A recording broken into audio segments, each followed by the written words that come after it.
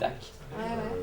Alors, ensuite au niveau des outils, donc on a les premiers niveaux qui existaient. Donc ça c'est un premier niveau. Donc je ne sais pas si vous en aviez déjà vu, mais moi quand j'ai vu ça j'ai acheté tout de suite. Et en fait tout simplement c'est les niveaux de bâtisseur hein, qu'on pose ici. Et on a une rainure qui doit être, et puis bah, c'est tout simplement par rapport au fil à plomb. Donc, voilà. Donc ça c'est vraiment un outil qui est... C'est pareil, j'ai pas tout ramené mes outils parce que j'en ai quand même pas mal des vieux outils. Ça c'est pareil. Alors c'est ce qu'on appelle une rainette. Donc on va l'aborder tout à l'heure dans l'autre thématique qui permet de marquer les bois. Parce qu'avant, la craie grasse que j'ai ici et que je mets là, ils n'avaient pas. Donc pour marquer le bois, et on va comprendre tout à l'heure pourquoi, ils utilisaient une rainette. Et je vais vous montrer effectivement à quoi ça sert. Dans le Douglas, malheureusement, ça marche mal. Du coup, voilà, ils faisaient une rainure dans le bois et on va voir les principales marques qui existent tout à l'heure. Malheureusement, dans le Douglas et le résineux, ça marche mal. Dans le chêne, ça marche bien. Celle-là, c'est une rainette de forestier, donc qui permettait aux forestiers de marquer. Chez nous, elles sont un petit peu plus petites. Par contre, je l'ai emmené parce que c'est une belle pièce de collection. Et ça permettait tout simplement de faire des cercles. Voilà. Donc une rainette. Ensuite, eh ben oui, encore une, exact. Ah ben j'avais pas... Oui, encore une. Donc ça c'est l'emblème du charpentier. Ça c'est vraiment un outil que tous les charpentiers ont quasiment tous.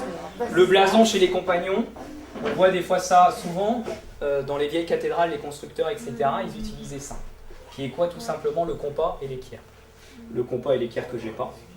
Et en fait souvent en France, on a en fait l'identité du métier à l'intérieur. Alors les tailleurs de pierre, je sais plus ce que c'est, ça doit être un marteau, un burin et un marteau. Nous, c'est tout simplement ça qui représente tout simplement la bise aiguë. Donc la bise aiguë française, j'y tiens parce que celle-là est française. Donc elle est grande, elle est taillée à l'homme et ça permet tout simplement de tailler en fait à l'intérieur du bois.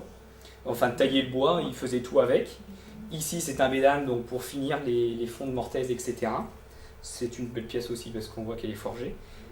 Là c'est troué. Pourquoi? Parce que normalement il y a un bouchon en liège, comme ça l'hiver quand il fait froid, ils font un petit peu de braise, ils mettent à l'intérieur de la braise, ils mettent un bouchon et ça leur permet de chauffer en fait le métal. Donc voilà. Et donc ça a été des outils qui, quand je disais que les charpentiers, mais beaucoup de corporations passaient en prison, il y a eu tout un moment une guerre de compagnonnage.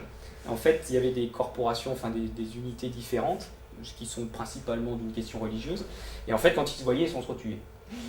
C'est pour ça aussi qu'à Tours il y a un très beau musée. Ils étaient, à l'époque de toute façon c'était quand même assez régulier.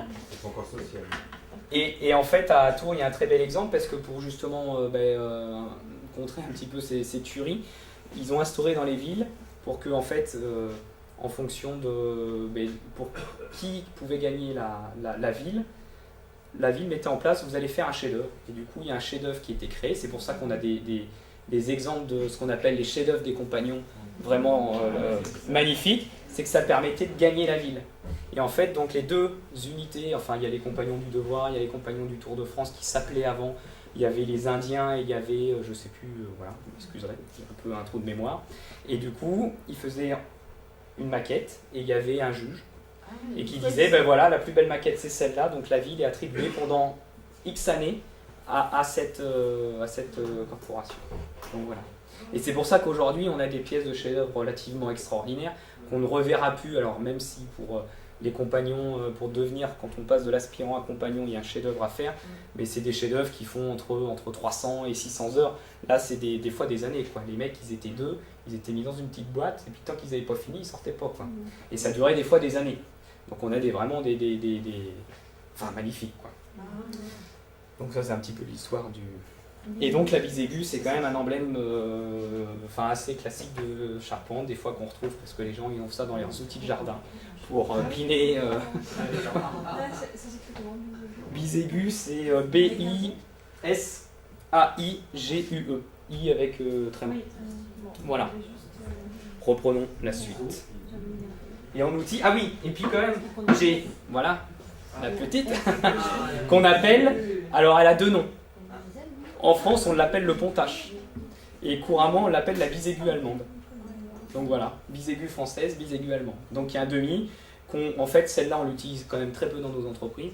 Celle-là, vous voyez, elle a servi.